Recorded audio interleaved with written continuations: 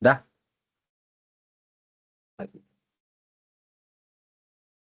Terus satu, dua,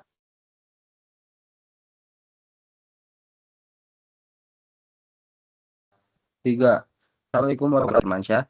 Di sini saya akan mempresentasikan tugas besar sistem basis data, implementasi sistem basis data pada kasir dan inventory coffee shop. Boleh di slide? Nah, di sini ada nama-nama kelompoknya, yaitu Afdal Zikri Katin, ada Lutfi Firmansyah, ada Reza Wahyu Ramadhani, ada Muhammad Fazril Atala. Slide. Next.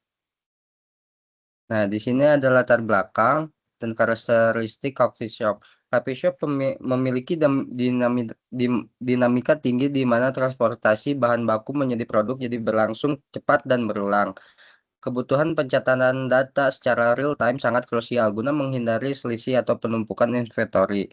Dan ada risiko tanpa sistem integrasi.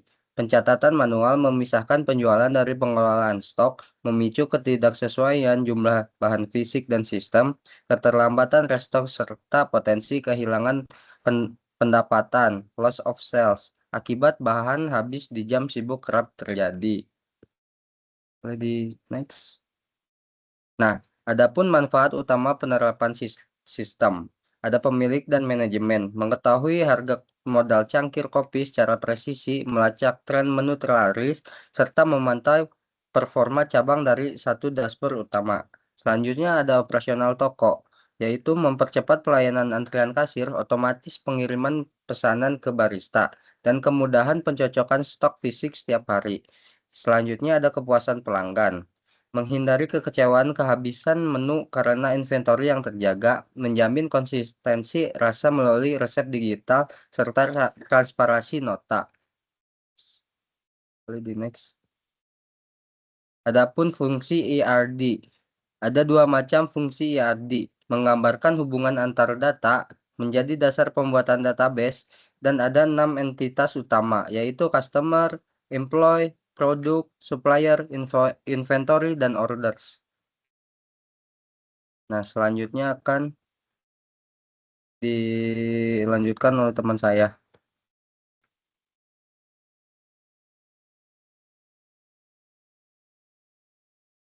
Mute, Jill.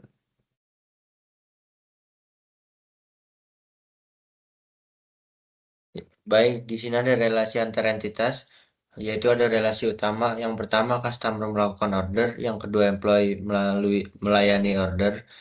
Ketiga, supplier memasok produk. Yang keempat, order berisi produk. Yang kelima, inventory menyimpan stok produk. Tujuannya untuk menghubungkan seluruh data dalam sistem coffee shop. Boleh di next? Ya, di sini ada tabel entity relation diagram. Boleh di next? Di sini ada relation model. Ada tiga jenis relational model. Yang pertama, IRD diubah menjadi table database. Kedua, step table memiliki primary key. Yang ketiga, antara table dihubungkan dengan foreign key. Tabel utamanya adalah customer, employee, product, inventory, order, dan order detail. Manfaatnya untuk data lebih terstruktur, mudah dikelola, mengurangi kesalahan data. Boleh di next? Baik, selanjutnya akan dibacakan oleh teman saya. Oke, selanjutnya saya akan menjelaskan tentang implementasi dasar eh, dari implementasi sistem basis data untuk coffee shop itu sendiri. Yang pertama yaitu ada data definition language. Yang pertama kita akan membuat sebuah database yang bernama DB Coffee Shop. Selanjutnya kita akan membuat sebuah tabel customer yang berisikan ID customer, nama, nomor handphone, dan juga email. Selanjutnya menggunakan tabel employee, membuat tabel employee yang berisikan ID dari employee sendiri yang berisikan 6 karakter dan menggunakan primary key. Terus menggunakan nama dan portion yang menggunakan tipe data varchar atau karakter. Yang ketiga ada ID branch-nya tersendiri. Lalu yang keempat, kita membuat tabel franchise brand, yang dimana berisikan ID brands yang menggunakan karakter dan primary key, lalu branch name dan location yang menggunakan tipe data varchar. Selanjutnya kita membuat tabel supplier, yang dimana kita membuat kolom supplier ID yang menggunakan tipe data char dan menggunakan primary key, lalu membuat kolom supplier name dan kontrak yang menggunakan tipe data varchar. Selanjutnya ada tabel produk.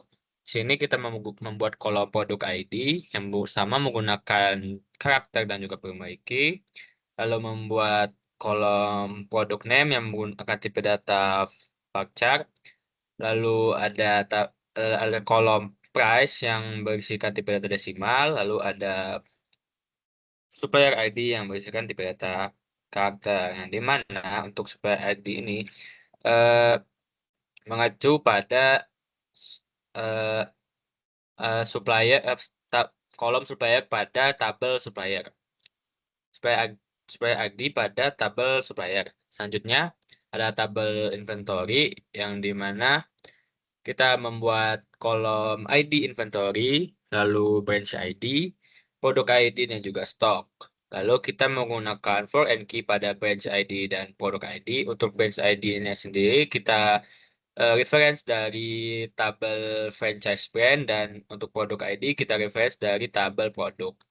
Dan selanjutnya ada tabel order, yang dimana kita membuat kolom order ID, customer ID, employee ID, branch ID, date, dan juga total amount, yang dimana for and key untuk customer ID kita reference ke tabel customer, dan employee ID kita reference pada tabel employee, dan branch ID kita reference pada franchise brand. Dan yang terakhir kita membuat tabel order detail yang berisikan order ID, produk ID, quantity, dan primary, decimal, dan price. Untuk primary key, order, dan juga produk ID, kita reference pada tabel order, dan for and key untuk produk ID kita reference pada tabel produk. Oke, selanjutnya yaitu data manipulation language, yang dimana kita mengisikan data pada tabel yang sudah kita buat sebelumnya pada data definition language. Nah, untuk tabel customer kita mengisi ID dari customer, nama, nomor telepon, dan juga email dengan menggunakan perisai insert into. Begitu juga dengan employee, franchise branch, supplier, lalu ada produk, ada inventory, order, dan order detail.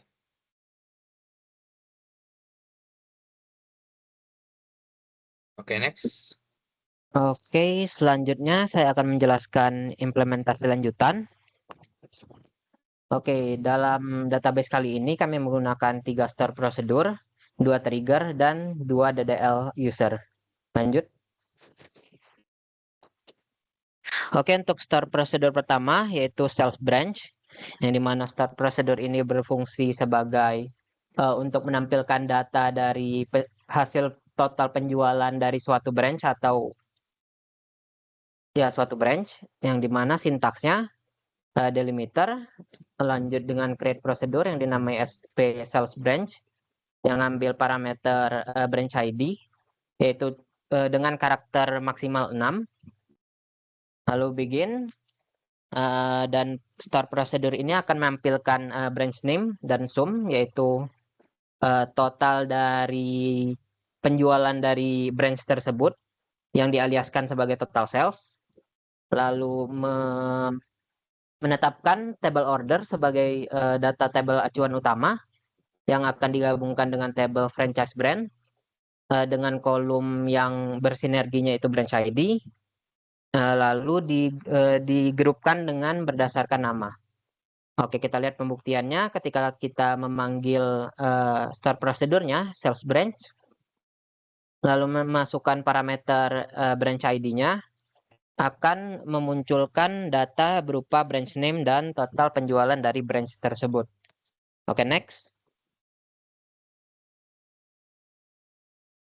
Oke, untuk store prosedur selanjutnya yaitu cek stok, yang dimana store procedure ini berfungsi untuk ngecek stok dari suatu produk, yang dimana sintaksnya delimiter, create procedure, dengan nama SP check stock dengan parameter product ID, lalu begin akan menampilkan product name, stock, dan branch dari produk tersebut. Nah, menetapkan tabel inventory sebagai tabel acuan utama yang akan digabungkan dengan tabel produk dengan sinergi product ID, lalu digabungkan dengan tabel franchise brand yang disinergi juga dengan branch ID. Kita bisa lihat ketika kita memanggil store prosedurnya dengan memasukkan parameter product ID akan menampilkan product name, stock, dan di mana cabang dari stok itu berada. Next.